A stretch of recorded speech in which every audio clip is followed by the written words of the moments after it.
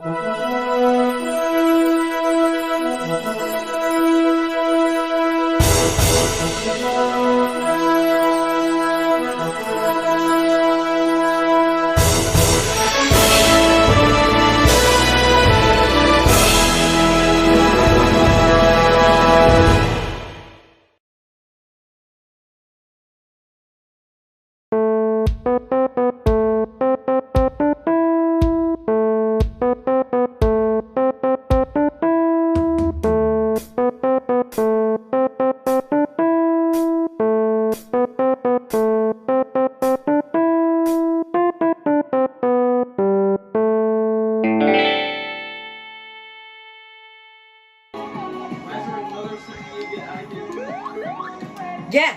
I won!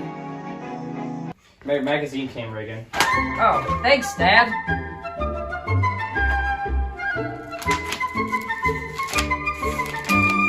Huh. That looks cool. None of my friends do it. I think I'll give Juul a try. Whoa there!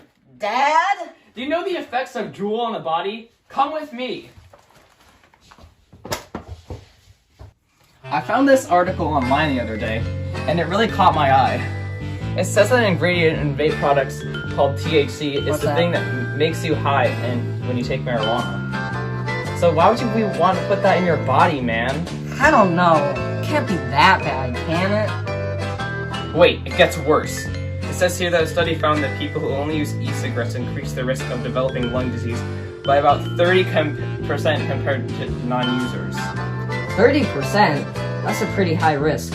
The pleasure that I may get from vaping won't equal the pain that I'll have if I get lung disease. That's for sure. Son, do you even know what vaping is? Well, there's vapor and, See, that's the scary thing. Since vaping is still relatively new, scientists don't know much about the side effects. Here, I found this interview with one of the science teachers in the school. Let's see how teachers feel when the students vape.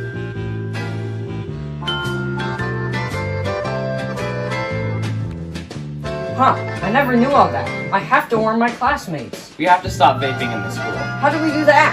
It interviews some of the teachers in our school and the principal to see what's currently being done.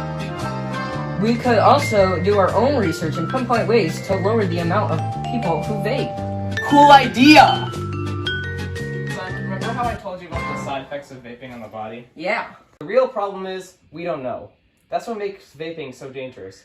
It's even scarier when you realize that people who vape are 4 times as likely to start smoking cigarettes, which we do know the side effects of. Wow.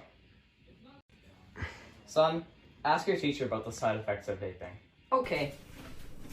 Hi, Mrs. Hamill. Hi, Reagan. Have you ever caught anyone vaping? I actually have caught people vaping in my classroom. Really?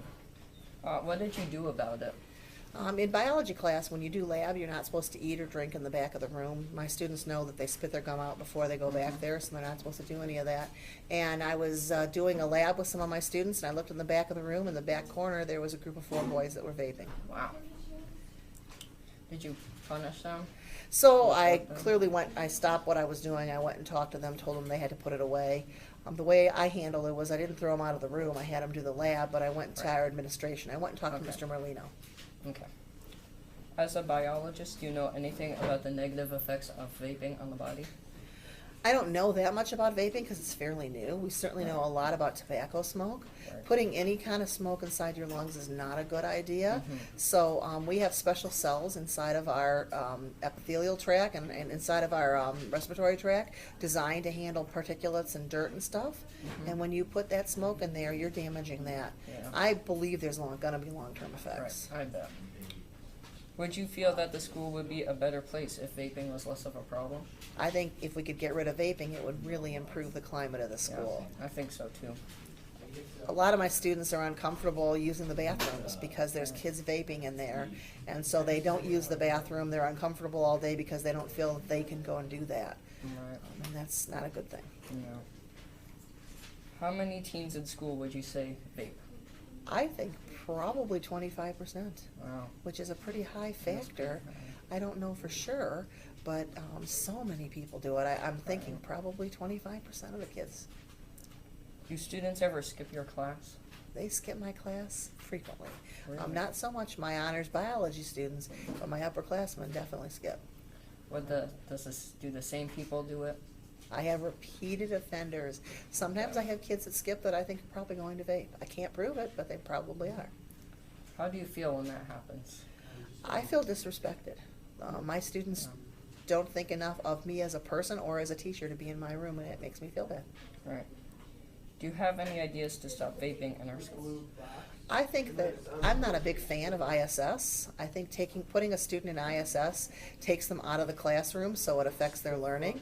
I think it'd be better if we had a positive response to it and make them do something positive in the school.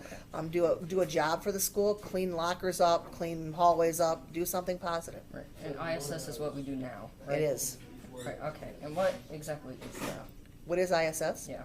It's in-school suspension, so you get put there in a room and you are supposed to do work that you're missing in the classroom, but you are taken away from your classroom.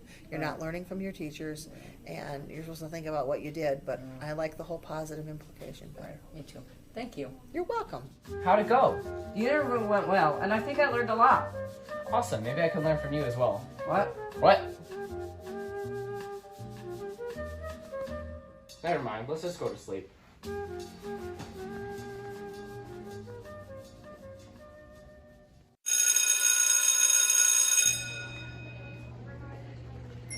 Hey guys, what you doing?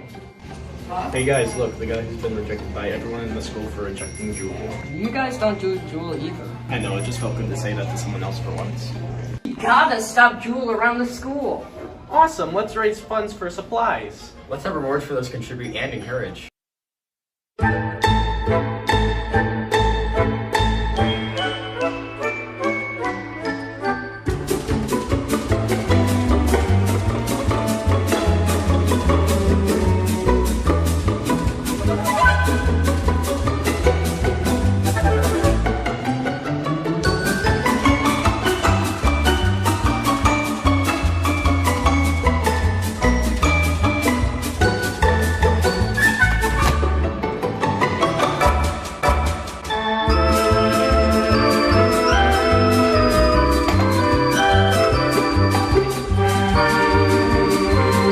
I was just about to print this poster, which may discourage students from vaping in Coventry High School.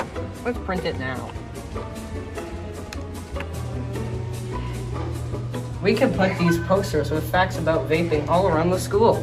They could go in the hallways, classrooms, and even bathrooms. And if teachers reinforce these ideas, it can really be engraved into the minds of kids. I got a response back from the lung specialist I wanted to interview. I supplied her with questions and she responded. All right. I asked, are there any side effects of vaping that you know of? If so, what are they? And she answered, federal and state officials have reported thousands of cases and dozens of deaths related to a newly identified lung disease that the CDC has named EVALI, or e-cigarette use associated with lung injury. And then I asked, what kinds of chemicals are in Juul pods? She said, all Juul e-cigarettes have a high level of nicotine. According to the manufacturer, a single Juul pod contains as much nicotine as a pack of 20 regular cigarettes. Juul is one of the few e-cigarettes that use nicotine salts, which allow particularly high levels of nicotine to be inhaled more easily and with less irritation than the free-base nicotine that has traditionally been used in tobacco products, including e-cigarettes. I asked, how many deaths have resulted from vaping? And she answered, as of February 18th, 2020, a total of 2,807 hospitalized EVALI cases or deaths have been reported to the CDC. 68 deaths have been confirmed as of February 18th, 2020. I asked about the causes of death, and it's EVALI disease. Patients affected by the disease have symptoms ranging from cough, chest pain, and shortness of breath to fatigue, vomiting, diarrhea, weight loss, and fever. So don't vape. And the next question I asked was, what are the chances of a teen switching to cigarettes after vaping? She answered, young people who use e-cigarettes are 4 times as likely to start smoking tobacco cigarettes than their peers who don't vape. How many teens in the US vape? Is something I asked, and Rosie answered. In 2019, e-cigarette use among high schoolers rose to 27.5%. For high school seniors, the rate has doubled since 2017. And then one last thing I asked was, are there any types of cancers that appear from vaping/smoking? And she answered, from the American Cancer Society, scientists are still learning about how e-cigarettes affect health when they are used for long periods of time. We did it! Huh? We're catching vapors left and right. Good job!